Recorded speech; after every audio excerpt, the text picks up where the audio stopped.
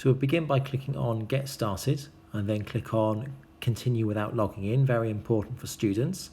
And then we'll click on the purple Add button to create a new experiment. So first thing we're going to do is add the correct sensors that I want in. So you'll see there's one there, and you drag across to select the sensor you want to use. In this case, I want the pitch and the sound pressure monitor. So you'll have a look there. I've got a little speaker that I'll be selecting in a second when I find it. And that now gives me the sound pressure and also the pitch that's recording at the moment. You click the little button on there. That then creates a snapshot. So I give that a description. In this case, I've done first reading. So if you're trying to measure something, this is where you would make a note of what you'd recorded and when. And in a minute, I'll create another snapshot, label that one as well as part of our results. This one I'll label second recording because I'm not recording anything in particular.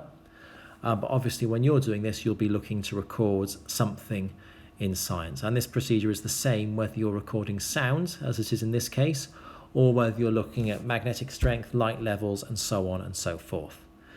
So I've named all these things. I've got my recording saved. The next bit then is to name my experiment. I would recommend you normally name it after the children who've been working on it, unless you have a one-to-one device system. And you'll notice along the top there's a number of different items you can use. You can add pictures, you can add videos, and you can make notes there as well to help you with your recording of your experiments.